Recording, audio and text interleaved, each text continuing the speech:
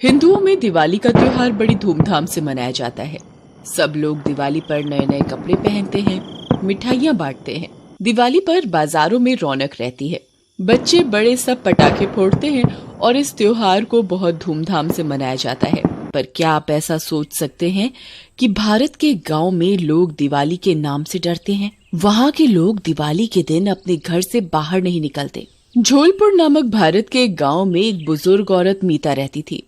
ये औरत दिखने में बहुत डरावनी थी। उसकी बड़ी बड़ी आंखें, लंबी मोटी नाक और लंबे घने सफेद बाल थे। वह औरत गले में बहुत सारी मालाएं पहने रहती थी। उसकी सारी उंगलियां भी अंगूठियों से भरी रहती थी। मीता ज्यादा किसी से बात नहीं करती थी।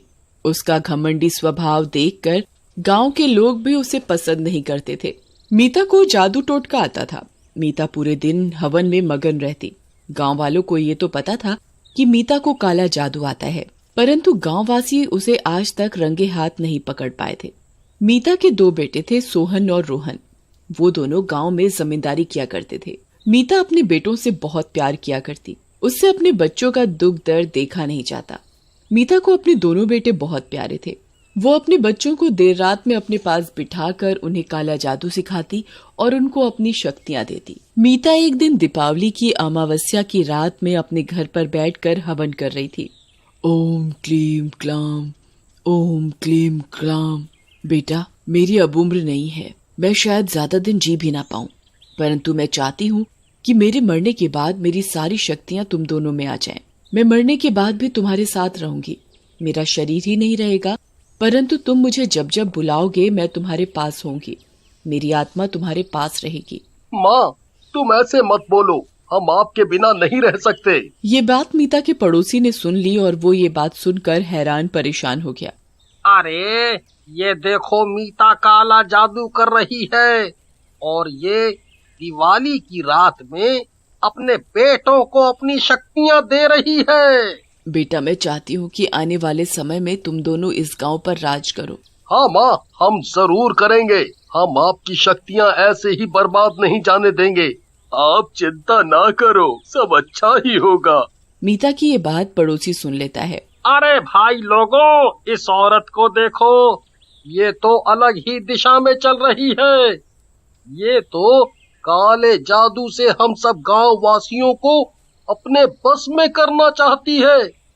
ये तो अपने बच्चों को हमारे ऊपर राज करवाना चाहती है। हाँ हाँ, सही बोल रहे हो भाई तुम। हमें जल्द से जल्द इस मीता और इसके बच्चों का कुछ करना पड़ेगा, नहीं तो हम सबकी जान खतरे में है। हम ऐसा क्यों ना करें कि हम इस मीता और उसके दोनों बेटों को चुपके से किसी बहाने से उठा लें और इनमें ही अनार और फुलझड़ी लगा के जला दें। हाँ, तुम बिल्कुल सही बोल रहे हो। इस मीता को अभी बस हवन से उठने दो। हम सब आज ही मिलकर इसका और इसके बेटों का सफाया कर देंगे। कुछ ही देर में देखते ही देखते मीता और उसके बेटे का हवन पूरा हो जाता है। चलो भाइयों, इस औरत को पकड़ो। हीरा और गांववासी मीता और उसके बेटों को पकड़ लेते हैं। अरे तुम ये क्या कर रहे हो? तुम हमें कहाँ ले जा रहे हो? कोई है, हमें बचाओ, हमें बचाओ। तू अभी अपने बेटों के साथ बैठकर जो हवन कर रही थी और तेरी सारी बातें हम सब गांव वालों ने सुन ली हैं। अब देख, हम सब मिलकर क्या हाल करते हैं तेरा। तो फिर हम अब ऐसा क्या करें कि इन तीनों का हमारे गांव से नामो निशान ही मिट जाए? होए? हम ऐसा करते हैं, गांव से दूर जो जंगल है, हम इन तीनों को उधर ले जाते हैं और अभी रात की रात में ही इन तीनों में अनार और फुलझड़ी लगा के आग लगा देते हैं। हैं? मीता और सोहन, रोहन गांववासी की ये बात सुन लेते हैं। नहीं, तुम मेरे बेटों के साथ कुछ नहीं करोगे। मेरे बच्चे मुझे बहुत प्यारे हैं। तुम मेरे कर्मों की सजा मेरे बच्चों को मत दो, हमें माफ कर दो। मीता और उसके बेटे अपनी मौत की बात सुनकर बहुत जोर जोर से रोने लगते हैं। हीरा और गांव वाले देखते ही देखते दीपावली की रात में, जहां पूरा देश खुशी मना रहा होता है और मिठाइयां बांटी जा रही होती हैं, वो सब और उसके बेटे को लेकर अपने गांव से काले जादू का नाश करने जा रहे होते हैं। काफी मेहनत और मशक्कत के बाद हीरा और उसके गांववासी मीता और उसके बेटे को लेकर जंगल पहुंच जाते हैं।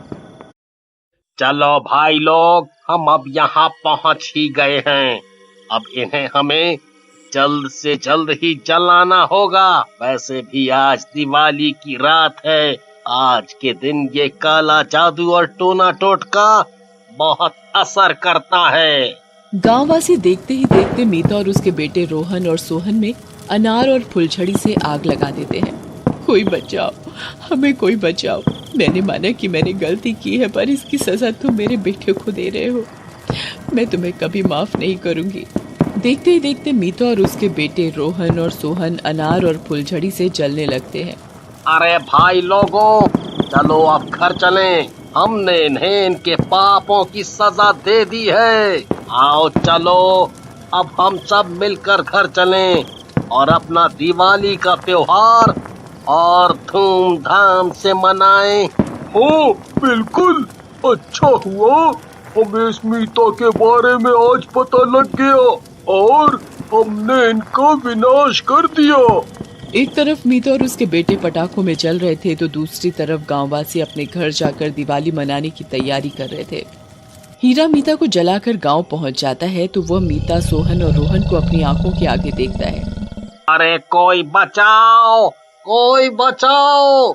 ये मीता को तो हम सभी गांव वासी अभी जला कर आए हैं। ये औरत अपने बेटों के साथ यहाँ कैसे पहुँच गई?